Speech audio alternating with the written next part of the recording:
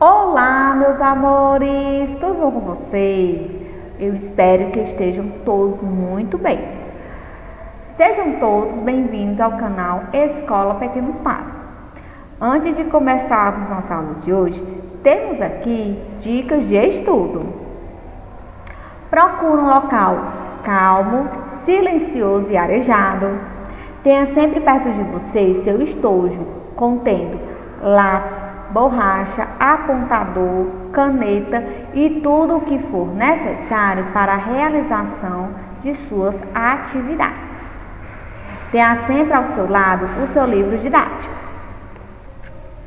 Bom, meus amores, hoje na nossa aula de português nós vamos falar sobre concordância verbal, relações coesivas entre verbo e sujeito no interior da oração, parte 3.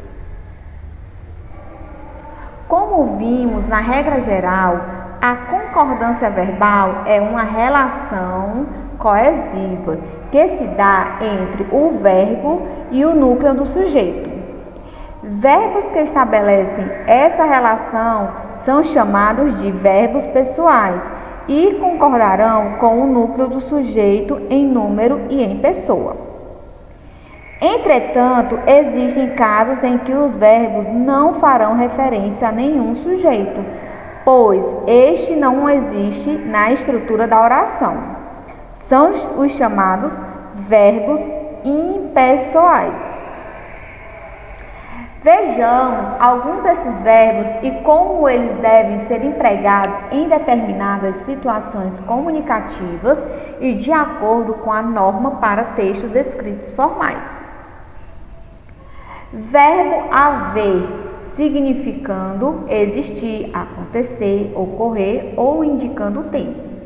O verbo fica sempre na terceira pessoa do singular. Então, nós temos aí o exemplo. Houve reações negativas ao anúncio de aumento salarial para os parlamentares federais. Havia muitos estudantes na quadra da escola antes do recreio. Haverá nuvens pesadas no céu, segundo a meteorologia.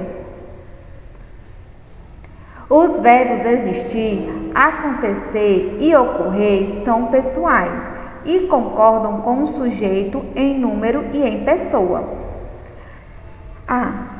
Sempre existirão pessoas honestas e dignas de apreço.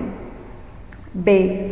Existe naquelas redondezas uma grande ocorrência de dengue hemorrágica que deve merecer a atenção das autoridades. C. Aconteceram diversas transformações culturais nos últimos 20 anos.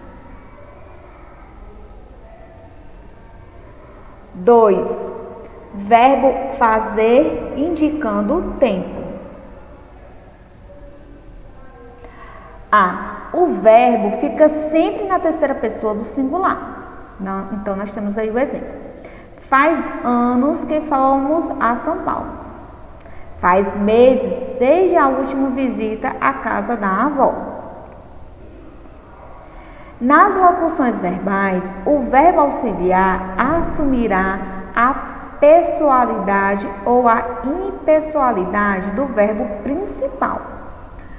Podem existir colaboradores mais experientes no mercado de trabalho. Pode haver colaboradores mais experientes no mercado de trabalho. Concordância verbal. Alguns casos especiais com sujeito composto, parte 1. Você já sabe que o sujeito composto é aquele que apresenta dois ou mais núcleos. Na relação de concordância, a regra geral estabelece que o sujeito composto anteposto ao verbo, o verbo vai para o plural. Então, nós temos aí o exemplo. Carro e moto invadem as vias urbanas, causando transtorno à população. B. O sujeito composto pós-posto ao verbo. O verbo concorda com o núcleo mais próximo ou com todos eles. Então, nós temos aí. Invade ou invadem as vias urbanas, carro e moto. E isso, sem dúvida, causa transtornos à população. Assim, como ocorre com o sujeito simples, o sujeito composto também tem regras especiais na relação com seu verbo. Sujeito composto, núcleos, pessoas gramaticais diferentes. Então, nós temos aí a primeira pessoa mais a segunda, o verbo vai para a primeira pessoa do plural. A primeira mais a terceira pessoa, o verbo vai para a primeira pessoa do plural. Tu e eu não admitiremos tais posturas antiéticas. Eu e ele resolveremos o problema na próxima semana. Primeira mais a segunda mais a terceira pessoa. O verbo vai para a primeira pessoa do plural. Eu, tu e todos os cidadãos brasileiros devemos contribuir para que o país seja menos injusto.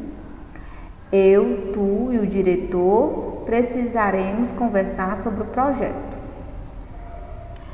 Segunda e mais terceira pessoa, ou vice-versa, o verbo vai para a segunda pessoa do plural ou para a terceira, vocês. Tu e ela deveis ou devem organizar a festa de confraternização. Tu e teus amigos não agistes ou agiram corretamente. Segundo caso, o sujeito composto, núcleos sinônimos ou quase sinônimos. O verbo vai para a terceira pessoa do plural ou concorda com o núcleo mais próximo. Temos aí o exemplo. O rancor e o ódio destrói ou destroem a possibilidade de reconciliação entre as nações. A decência e a honestidade devem nortear nossas ações. Terceiro caso, sujeito composto, núcleos em enumeração gradativa. O verbo vai para a terceira pessoa do plural ou concorda com o núcleo mais próximo. Um gesto, um olhar, uma palavra do presidente eleito despertavam o interesse da imprensa mundial.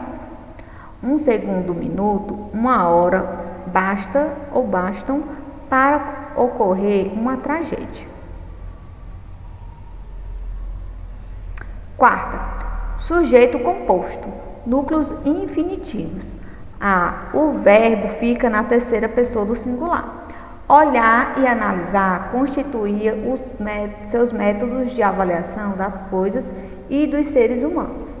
Amar e esperar fazia parte de suas estratégias de sobrevivência.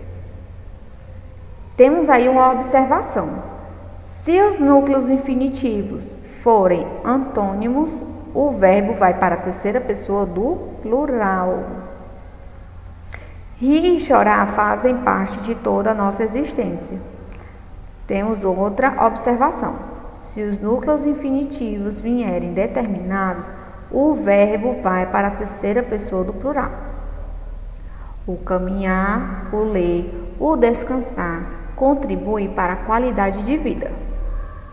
Então, meus amores, vamos ficando por aqui. Mas antes disso, nós temos aí o nosso recadinho. Você quer rever nossa aula?